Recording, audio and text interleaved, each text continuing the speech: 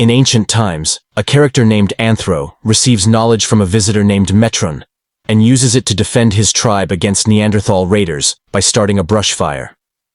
In the present day, a detective named Dan Turpin is investigating missing children at the Metropolis docks. He encounters a dying character named Orion, who urges him to fight before passing away. Orion's death causes the sky to turn red worldwide, signaling a significant event. Meanwhile, a mysterious figure known as Death observes from above. In Detroit, Jon Stewart leaves his job to respond to a crime in progress, a 1011. Dan Turpin, unable to cope with the death of a god, seeks advice from the Question on a bridge.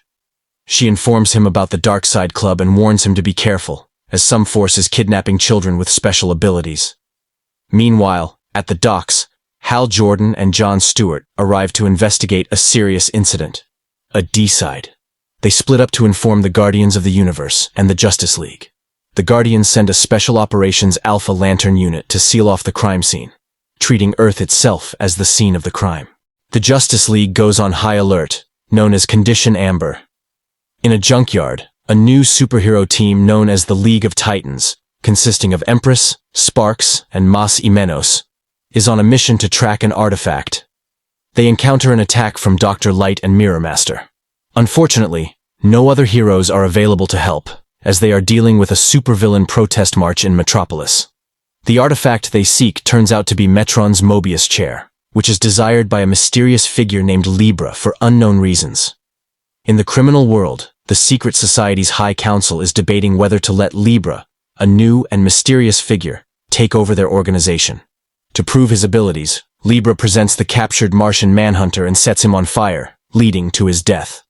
Dan Turpin is taken to the Dark Side Club, where he meets Boss Darkseid. Turpin accuses him of being connected to the missing children, but Darkseid overpowers him. Darkseid reveals the children, who have been transformed into mindless slaves with glowing eyes through something called the anti-life equation. In a distant and cosmic place, there are beings called multiversal monitors, who oversee different universes. One of them, Nix Uotan, monitor of Earth 51, is accused of neglecting his duties, which led to the destruction of his own Earth. As a result, he is punished by being turned into a human and sent to New Earth.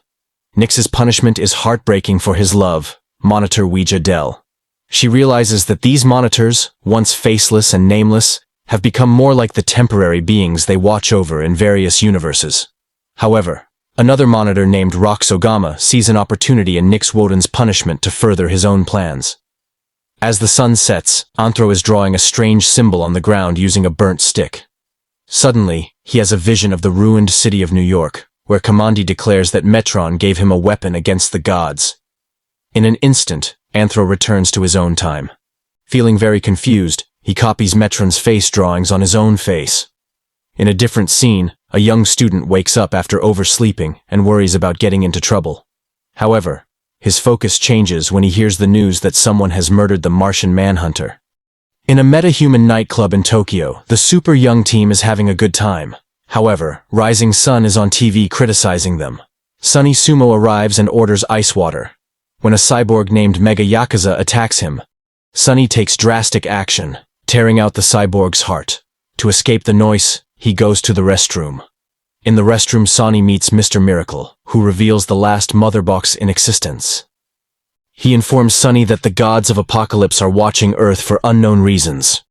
The super young team steps up to offer their help in this situation. Nick Suotan goes to work, feeling like the trial was just a dream, and shares the story with his co-workers at Big Belly Burger.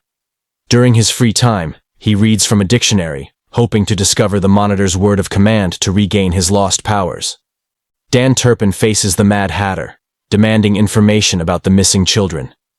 He starts to feel uncomfortable as he realizes he's enjoying the violence, but he only stops when he gets the Mad Hatter's contact for the drop-off location, which is in Bloodhaven. He heads there, remarking that it feels like all roads lead to trouble. The world's heroes are sad about Martian Manhunter's death. Superman gives a heartfelt speech. Meanwhile, the bad guys from the secret society are in a hurry to team up and eliminate their enemies. Human Flame says he owes something to Libra, and Libra takes him aside to talk about what that means. At the Hall of Justice, Superman, Batman, and Wonder Woman, are talking about the deaths of Orion and Martian Manhunter. They're joined by Hal Jordan and an investigator named Kraken from the Alpha Lanterns. Kraken isn't very impressed with the Justice League and calls them the local crime-fighting club. At the crime scene, Jon Stewart is trying to find a weapon. He discovers a special bullet made of radion buried in really old layers of soil. When he finds it, his Green Lantern ring suddenly turns off, and he's attacked by someone wearing a Green Lantern uniform. He manages to land a good punch before getting defeated. Later that night, Hal Jordan is officially charged with killing Orion, which reminds people of his troubled past as Parallax. Superman leaves the hall to start his day as Clark Kent, and Batman goes to have a chat with Kraken. Kraken repeats her belief that Hal Jordan is responsible, but then she mentions that someone is messing with her thoughts. Batman responds by locking down the Hall of Justice. Kraken suddenly overpowers Batman and reveals her true identity. She's actually Granny Goodness, using a living person to carry out her plans. In Bloodhaven, Turpin meets Reverend Godfrey Good, who treats him with respect. They go into Command D, an old military place now used as an evil factory by the evil gods. In the heart of the complex, they show Turpin a lab where the gods have mixed human and animal DNA to create a new body for Kalibak. Here, Turpin figures out a terrible secret. The soul of Darkseid is inside that body.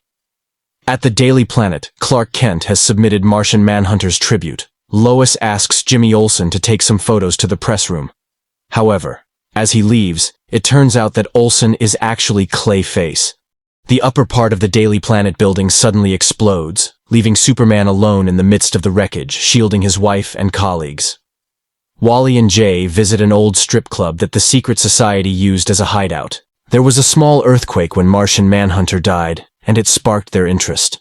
While searching the place, they discover Martian blood, a copy of the crime Bible and the Mobius chair, which Libra had left behind. Wally West suggests a theory. What if the bullet that killed Orion was shot backward through time itself? While discussing this, the chair activates a boom tube, and lightning surrounds them. They then witness three things: a bullet made of radion, the Black Racer of the Fourth World, and a healthy Barry Allen, who yells one word: run.